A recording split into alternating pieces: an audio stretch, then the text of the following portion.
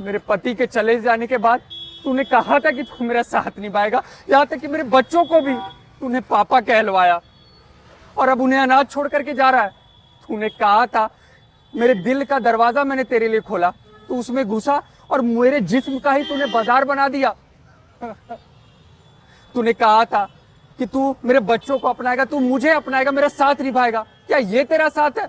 तू मर्द नहीं बल्कि एक दरिंदा है जिसने औरत का इस्तेमाल किया, उसकी मजबूरी का फायदा उठाया। मैं तुझे नहीं छोड़ूंगी, मैं तुझे नहीं छोड़ूंगी।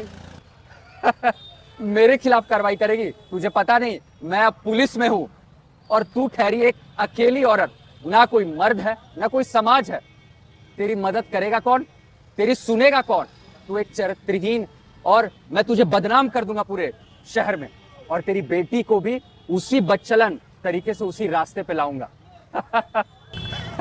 मेरा शिकायत करने चली है। अहंकार रावण का भी था पर उसे भी झुकना पड़ा था। जी हाँ, आज हम बनारस में हैं, वाराणसी जिसे हम कहते हैं मोक्ष की नगरी। लेकिन इस जगह पे हम आपको ऐसी दिल दहलाने वाली अपनी क्लाइंट की कहानी सुना जा रहे हैं, जिसके लिए आज हम यहाँ पे मौजूद है, उसे इंसाफ दिलाने के लिए, जिसके कार्य के लिए हम यहाँ पर मौजूद थे, जिसको सुन करके आपको एहसास होगा और घृणा होगी कि क्या ऐसा भी कुछ हो सकता है। जी हाँ, ये क्लाइंट हमारे पास आती है। अब इनकी कहानी शुरुआत होती है जब इनके पति का देहांत हो जाता है तो वो अकेले छोड़ जाते हैं, इनको छोड़ जाते हैं और साथ में 3 बच्चों को छोड़ जाते हैं, जिसमें 2 बेटियां रहती है। ये परवरिश किसी भी तरह से कर रही होती है। अब साथ में इन्हीं के एरिया में, इन्हीं के आसपास पड़ोस में रहने वाला इनको एक लड़का इनके करीब आता है, जो कि इनसे बातचीत करने लगता है, इनको सपोर्ट करने लगता है, क्योंकि वो भी गवर्नमेंट एग्जाम्स की, कॉम्पिटिटिव एग्जाम्स की तैयारी कर रहा होता था। ये भी पढ़ाई कर रही होती थी, एग्जाम्स दे रही होती थी कि जिससे कि अपना घर को संभाल पाए और आगे फाइनेंशियली स्टेबल हो पाए वित्तीय स्थिति पर। ऐसी स्थिति में इनको सपोर्ट करने लगता है, इनसे अच्छी गहरी दोस्ती बनाने की प्रयास करता है, इनके परिवार को सपोर्ट करने लगता है, क्योंकि अकेली महिला थी, बच्चे भी थे।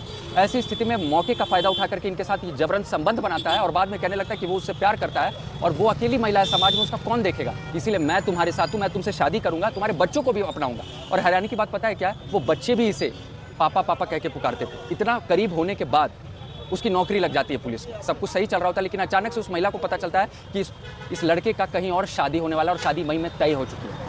फिर क्या था, जब ये बात करने की कोशिश की तो लड़के ने उसको उल्टा धमकाना शुरू कर दिया और कहने लगा मैं पुलिस में हूँ भाई, मेरे पास पावर है, तुम क्या कर लोगी, कोई तुम्हारा कुछ नहीं बिगाड़ पाएगा। उल्टा इसके वीडियोस और पर्सनल फोटोज को सर्कुलेट करने लगा समाज में और इसी के घर वालों को बदनाम करने लगा। जी हाँ, एक चीज याद रखिए, हमेशा समय जो होता है ना बहुत बलवान होता है, और समय में जो सिंहासन पर बैठा हुआ है ना वो कभी रंक भी बन सकता है, राजा रंक की ओर भी आ सकता है। तो कभी डरिए नहीं कि कोई इंसान कितना पावरफुल है, क्योंकि कानून आपके साथ है तो सही दिशा में कानूनी कदम बढ़ाने के लिए। ये कहानी सिर्फ मेरी क्लाइंट की नहीं है, बल्कि हर उस लड़की की आवाज है जिसको प्यार में धोखा मिला है, जिसको प्यार के बदले बेवफाई मिली है।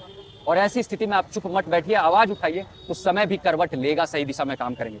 हर हर महादेव।